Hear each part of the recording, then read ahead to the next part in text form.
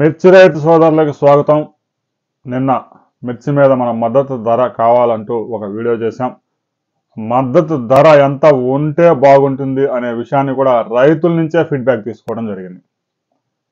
ఎందుకంటే ఆ పంట సాగుకి ఎంత ఖర్చు అవుతుంది, ఎంత రిస్క్ ఉంది, ఎన్ని కష్టాలు పడాలి అనే విషయం రైతుకు తెలిసినట్టు మరెవరికి తెలియదు.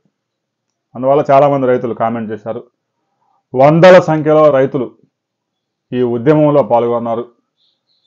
20,000 నుంచి 25,000 మధ్యలో ఉంటే బాగుంటుందని చాలామంది రైతులు కామెంట్ చేశారు. కొంతమంది అయితే స్పష్టంగా 22,000, 20,000, 25,000 అంటే వెరైటీస్ రకాలు ఉన్నాయి కాబట్టి అన్ని రకాలకి ఒకే మద్దతు ధర అనేది కష్టం. యావరేజ్న సగటున క్వింటాకి 22,000 మద్దతు ధర కావాలి అంటూ రైతు సోదరులంతా ఉద్యమం ప్రారంభించండి. ఏదో ఒక సమయంలో ప్రారంభించింది చిలికి గానివాన్లాగా మారి ప్రయత్నం ఫలించే అవకాశం ఉంటుంది. ఎందుకంటే తెలంగాణలో పసుపు బోర్డు కావాలి అంటూ 10 సంవత్సరాల ఉద్యమం చేస్తేనే పసుపు బోర్డు వచ్చింది.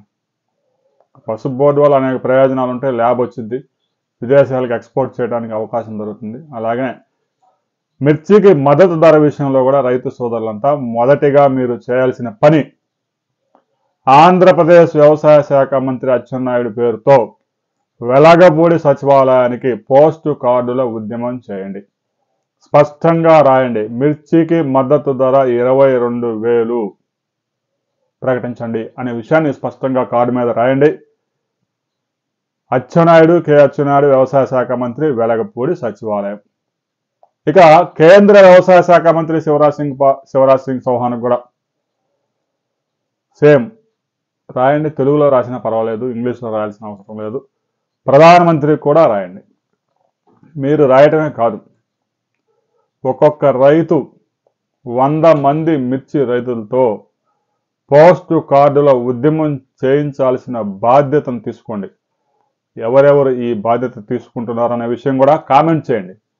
రాబోయే 3 నెలల్లో ఈ ఉద్యమాన్ని 4 రాష్ట్రాల్లో దీన్ని విస్తరించేందుకు ఏర్పాట్లు జరుగుతూ ఉన్నాయి. రైతు సోదరులంతా సహకరించండి. చిన్న రిక్షావాడు, ఆటో వాళ్ళు కూడా యూనియన్ పెట్టుకొని వారికి కావాల్సిన డిమాండ్లు సాధించుకుంటున్న ఈ సమయంలో రైతులు గనక ఏకం కాకపోతే మిర్చి పంట సాగు చేయటం సాధ్యం కాదు. మిర్చికి కూడా మద్దతు ధర ఉండాల్సిందే అని నమ్మేవారంతా ఈ ఉద్యమంలో పాల్గొనండి. ఎవరెవరు ఈ ఉద్యమంలోకి దూకుతున్నారు అనే విషయాన్ని కూడా కామెంట్ చేయండి. వీడియో నచ్చితే లైక్ చేయండి, షేర్ చేయండి, సబ్స్క్రైబ్ చేసుకోండి.